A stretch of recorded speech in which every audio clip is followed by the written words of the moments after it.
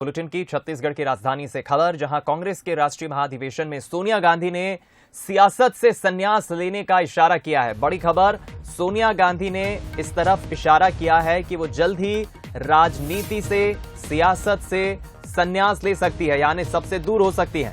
कांग्रेस के राष्ट्रीय अधिवेशन में सोनिया ने बड़ी बात कही और बड़े मसले की तरफ उन्होंने इशारा किया। सोनिया गांधी ने कहा कि भारत जोड़ो यात्रा मेरी पारी का आखिरी पड़ाव था। सोनिया ने अपने पूरे सियासी करियर को अपने संबोधन के दौरान याद किया। कई घटनाओं का, कई किस्सों का उन्होंने जिक्र किया। सोनिया गांधी ने कहा कि साल 2004 और 2009 की जीत ने मुझे व्यक्तिगत संतुष्टि दी, क्योंकि तब यूपीए की सरकार बनी थी, मनमोहन सिंह प्रधानमंत्री थे। उन्होंने आगे कहा कि मुझे दोनों ही चुनाव में मिली जीत ने काफी संतुष्टि दी। सोनिया के भाषण में उनके संन्यास लेने के, या फिर हम कहें राजनीति से दूर जाने के संकेत दिखाई दिए।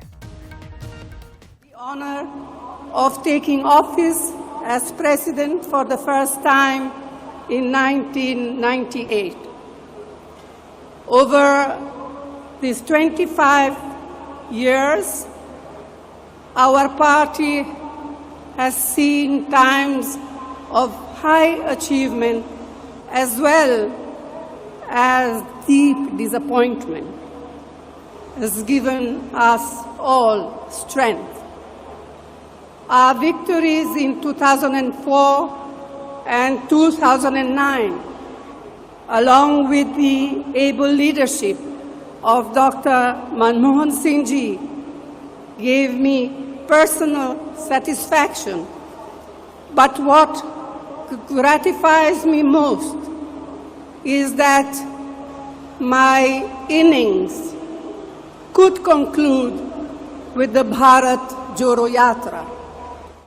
चलिए हम रुक करेंगे सोनिया गांधी के इस भाषण और उनके इस संबोधन का जो इशारा उन्होंने किया है, इस पर ज्यादा बातचीत करने के लिए हमारे साथ न्यूज हेड शरद द्विवेदी जी फोन लाइन पर जुड़ गए हैं। शरद जी, आम जीवन में भी कहा जाता है कि जब सेकंड इनिंग में इंसान प्रवेश करता है तो उसके पास अतीत के अलावा ज्यादा कुछ बाकी रहता नहीं है। वर्तमान में वो सिर्फ संतुष्टि चाहता है। सोनिया गांधी का इशारा, उनकी ये बात किस तरह आप देखते हैं?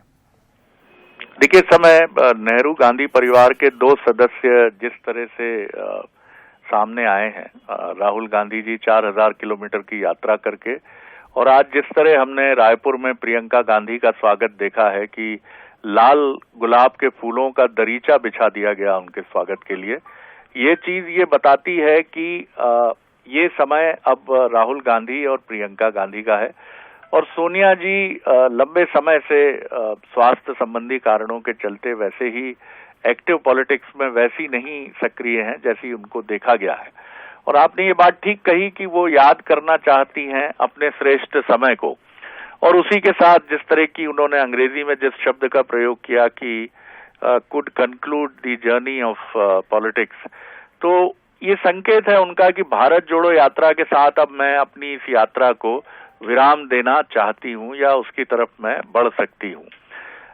राहुल गांधी के कथित रूप से अध्यक्ष पद को स्वीकार न करने के फैसले के चलते उन्हें कार्यकारी अध्यक्ष और इस दायित्व को देखना पड़ा, लेकिन ये सब जानते हैं कि वो कभी इसके इच्छुक नहीं रही। और मल्लिकार्जुन खड़गे जब इस पद पर आसीन हुए तो कांग्रेस ने एक संदेश भी दिया कि जिस तरह से बीजेपी में बात होती है कि राष्ट्रपति और प्रधानमंत्री पद पर समाज के ऐसे तबके से आने वाले वर्ग को प्रतिनिधित्व मिला है जो कमजोर तबका है।